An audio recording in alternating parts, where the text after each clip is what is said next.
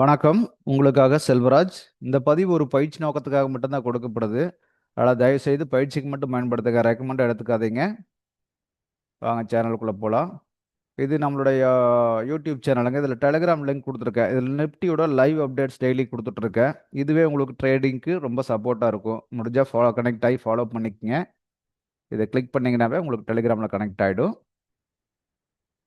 புதுசாக பார்க்குறவங்களா இருந்தீங்கன்னா ஃபஸ்ட்டு வந்து இதை பார்க்காதீங்க. ஃபஸ்ட்டு வந்து இந்த புதியவர்களுக்காக ஃபார் பிகினர்ஸ்னு கொடுத்துருக்கு, இதை பாருங்கள். ஸ்கிப் பண்ணாமல் பாருங்கள். சப்ஸ்கிரைப் பண்ணாமல் தான் சப்ஸ்கிரைப் பண்ணிக்கங்க. உங்களுக்கு இதில் டவுட் வந்துன்னா கமெண்டில் கேளுங்க. இந்த ஒன் பை ஒன்னாக இந்த வீடியோ பாருங்கள். 14 வீடியோ இருக்குது. ஒவ்வொரு வீடியோ பார்த்துட்டு பயிற்சி பண்ணிகிட்டே பாருங்கள். கண்டினியூவாக 4 வீடியோ 5 வீடியோ பார்க்காதீங்க. ஒன் பை ஒன்னாக பாருங்கள். பார்த்துட்டு கொஞ்சம் பயிற்சி பண்ணிகிட்டே பாருங்கள். பார்த்தீங்கன்னா ஈஸியாக இருக்கும். ஆல்ரெடி ட்ரேடர்ஸாக இருந்தீங்கன்னா நீங்கள் இந்த இதில் இருக்கிற கான்செப்டை மட்டும் பாருங்கள். இந்த கோர் கான்செப்ட் தான் டோட்டலாக வந்து நம்ம அத்தனை அப்டேட்ஸ்லையும் கொடுத்துருப்போம். அதனால் வந்து ஒவ்வொன்றா ஃபாலோ பண்ணிங்கன்னா உங்களுக்கு ரொம்ப எளிமையாக இருக்கும். வாங்க நம்ம இன்னைக்கு கோல்டு என்ன நடக்குதுன்னு பார்க்கலாம். கோல்டு வந்து பார்த்தீங்கன்னா நேற்று நல்ல ஒரு டவுன்ஃபாலுக்கு வந்துட்டு கிட்டத்தட்ட வந்து பார்த்தீங்கன்னா எவ்வளோ தூரத்துக்கு பார்த்துருக்கீங்க? 1 ஹவரில் இருக்கோம். ஒரு கிட்டத்தட்ட 4400 அப்படிங்கிற ரேஞ்ச் அது வரைக்கும் வந்திருக்கா. நேற்று வந்து பார்த்தீங்கன்னா சாரி ஹை வந்து பார்த்தீங்கன்னா 5600. அங்கேருந்து கிட்டத்தட்ட 20-25% கீழே இறங்கிட்டு இப்போ 4400 ரேஞ்ச் தொட்டுட்டு, அதாவது நியர்பை இந்த ரேஞ்ச் எங்கேயோ தொட்டுட்டு அப்படியே வந்து ரிவர்ஸ் ஆயிருக்கான். இங்கே பாருங்க, இது எப்படி மூவ் ஆனது டே கேனில் இருக்கேன்.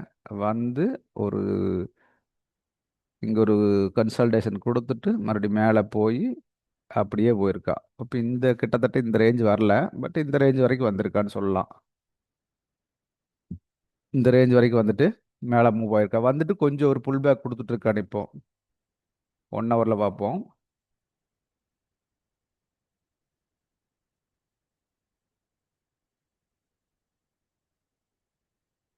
ஒன் ஹவரில் வந்து பார்த்தீங்கன்னா அப்படியே ஒரு நல்ல பெரிய டவுன்ஃபாலில் இருந்தவ இப்படி பார்த்துக்குங்க. எப்பவுமே வந்து இந்த மாதிரி கருவை வச்சு கீழே வந்து மறுபடியும் மேலே போய் கீழே வந்து மேலே போய் கீழே வந்து மேலே போய் கீழே வந்து இப்போ என்ன பண்ணியிருக்கா, இப்போ எத்தனை ஜர்க்கு இடையில நடந்திருக்குன்னு பாருங்க. இப்படியே மேலே திரும்பி வர்றான்.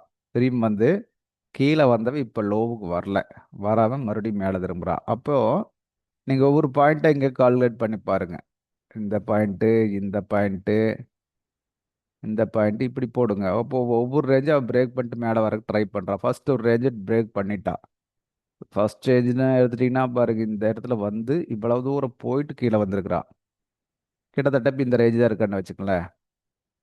இப்போ இந்த ரேஞ்சு தான் இருக்கான். வந்துட்டு இப்போ லோ உடைக்காம திரும்பி இருக்கான். அதாவது இது வரைக்கும் கவனிச்சு பார்த்தீங்கன்னா லோ உடைச்சிட்டு வர்றா, லோ உடைக்கிறா, லோ உடைக்கிறா. இங்கே ஃபர்ஸ்ட் டைமாக வந்து லோ உடைக்கிறது நிறுத்திட்டு ஹை உடைக்க ஆரம்பிக்கிறான். அப்போ வந்து ட்ரெண்டு கொஞ்சம் சேஞ்ச் பண்ணுறதுக்கு ஒரு சின்ன புல் பேக்காக ட்ரை பண்ணுறான்.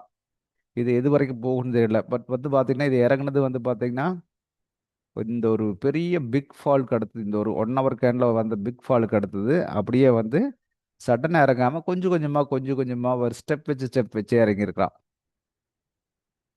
அப்போ மேலே வந்தாலும் அந்த மாதிரி தான் மேலே வர்றதுக்கு பாசிபிலிட்டி இருக்கும். ஒரே இதாக தூக்கிட்டு வர்றதுக்கு வாய்ப்பு இல்லை. இந்த மாதிரி தான் வருவா.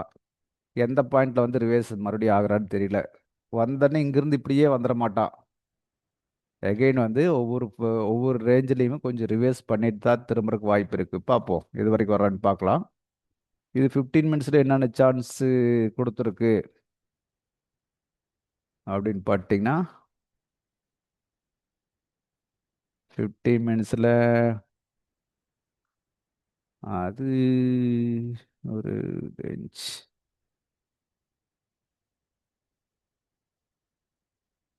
ஃபர்ஸ்ட் வரைக்கும் இந்த ரேஞ்சை பிரேக் பண்ணிட்டு பைக் மூவ் ஆயிருக்கா. அதாவது 15 மினிட்ஸில் பார்த்தீங்கன்னா 1 ஹவரோட அழகாக இருக்குது. எப்படி வந்து மூவ்மெண்ட் கொடுத்து கொடுத்து கீழே வந்திருக்கான்னு பாருங்க. இப்போ ஒவ்வொரு ரேஞ்சு ஒரு ரேஞ்ச் உடைச்சாச்சு. அடுத்த ரேஞ்சு ட்ரை பண்ணிருக்கா. 3வது ரேஞ்சுக்கு வந்திருக்கா. இப்படி தான் வர ஆரம்பிச்சிருக்கேன். இங்கே பாருங்க, கீழே இந்த லோ உடைச்ச மேட்டர் நிறுத்திட்டு இப்போ வந்து பார்த்தீங்கன்னா ஹை உடைக்க ஆரம்பிச்சிருக்கா.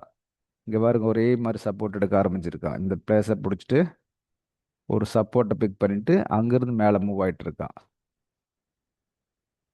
இப்போ இது இது கீழே இறங்குனது மறுபடியும் ஒரு கட்டத்தில் பிரேக் ஆகி அப்படியே மேலே பிரேக் பண்ண ஆரம்பிச்சிது. இந்த சப்போர்ட்டை உடைக்க முடியாமல் மறுபடியும் மேலே போக ஆரம்பிக்கிறான். இதுதாங்க நடக்குது மாற்றி மாற்றி மார்க்கெட்டில்.